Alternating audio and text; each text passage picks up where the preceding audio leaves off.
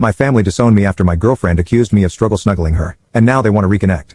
My ex-girlfriend cheated on me, and after I found out and confronted her about it, she got scared and told nearly everybody we knew that I had struggle snuggled her to cover up her cheating.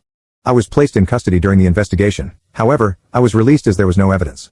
My parents had already disowned me, and most of my friends had distanced themselves from me.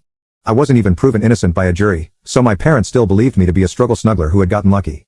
My best friend began to help me behind their backs, and I ran away. I had nothing to lose, as nobody liked or even approached me, and my college barred me from attending lessons, only emailing me the work and bringing me in for exams. I went as far away from that town as I could and got an apartment after working in some community jobs for some money. I managed to sort of stabilize myself. I decided to change my name after a while because I came to hate looking at it for some reason. I still don't know why. This helped me start a new slate, and I made a few new friends when I went into university. Again, I don't know why I did this. I'm still in truckloads of debt and was incredibly poor looking back. I finished my degree in teaching and moved far away to a country on the opposite side of the globe where I now live. I got a nice apartment and settled down in my new job. Eventually, I met a girl who turned out to become my now wife. Initially, I couldn't trust her. I would flinch if she tried to touch me, or I'd start fidgeting when she got close.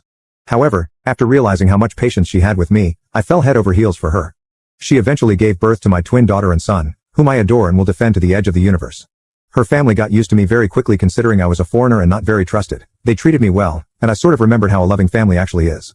Now I'm living in a nice house with both of my children and wife, and we're very happy. That is until last night when I was playing on our PlayStation with my son while my wife and daughter were in the garden. There was a knock on the door, and lo and behold, my father was there.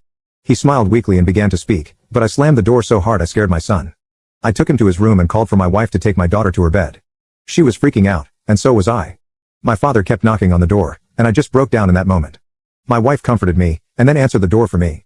She asked who he was, and he said he was my father. I had given my wife a vague background of me, and she had nothing but sorrow for me. She looked understandably pissed and began to scream at my father for abandoning me and whatnot. After she calmed down, I told her to let him in and instructed her to go to our kids' bedroom to keep them busy while I talked to my dad. He explained that he was doing my ex-girlfriend a favor by clearing some stuff on her phone. While he was managing her messages, he stumbled upon a conversation between her and the guy she cheated on me with, expressing guilt for ruining my life and a desire to take it all back. My father didn't confront her, as he wasn't ready to revive a dead situation, but silently began to search for me to share his belief in my innocence. I don't even know how he found me, but I don't care because he's here. Now, for the part I need help with. I don't know what to do. I've considered my options after wandering through random streets and have come to some conclusions, but I'm not sure what the best decision is. I could turn him away, telling him to go back to our country, leaving me alone, or I could reconcile with him and meet my mother again for the first time in forever. Update 1. I visited my father in his hotel and informed him that I wouldn't reconcile with him or anything like that. He had tears in his eyes but was understanding. He mentioned that he had told my mother about her and cut my ex-girlfriend off from the family entirely. I asked him why there was still contact, as many of you questioned, and he explained that she apparently felt too guilty to really let us go. I'm not too inclined to believe it, as were many of you, but it's closure enough for me.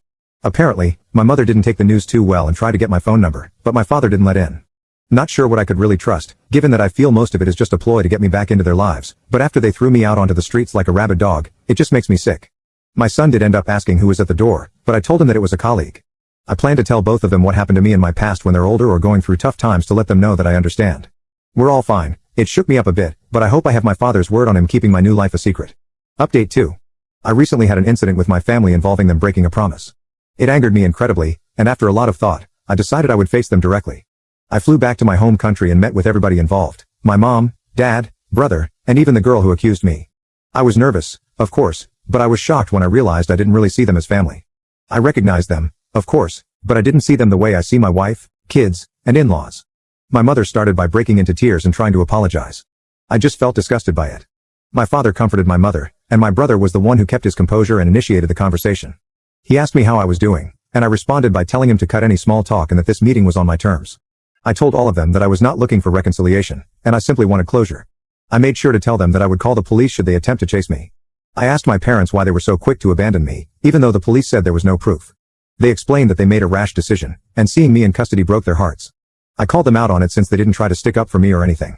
Then, I asked my brother why he never contacted me. He looked surprised and said that he did, but I just ignored him all that time. Turns out, he was right. My brother had tried hundreds of times to contact me and give me money to get me off rock bottom. However, he questioned why I never answered and assumed that I hated him because of what happened. Well, as it turns out, my mother had my contacts blocked on all of her phone plans as she paid for my brother's old phone plan. So, I couldn't even receive help when I was completely lost. Then, the cherry on top, my ex. I first asked her why she actually did it. She said that she was scared of what would happen and that she never stopped loving me even throughout it all. She claimed that every session of therapy made her feel even more guilty, as she knew it was all fake. She then told me that she hadn't dated anyone since, in hopes that I would come back, and she could apologize because an apology would apparently reverse time and fix it all. Even that turned out to be a bunch of lies because my father said that he found chat logs of 3 different partners she had when I was away. My ex broke down crying and tried to hold my hand. She had the freaking audacity to ask for another chance. This just made me spiteful, and I pulled out my phone and began showing all of them hundreds of pictures of my 2 children's milestones and the good times my family had together, our visits to cities, their first day of school, both of them and my wife in my arms. I told her that this was what she could have had if she wasn't so stupid, and my parents what they missed out on for not even hearing me out. I had a moment when I thought I had gone too far, but I realized that compared to what they did to me, I hadn't. My visit wasn't all miserable, though, as I met up with my old best friend and his family. They were happy to see me, and I was still grateful for them taking me in when it felt like the whole world was against me.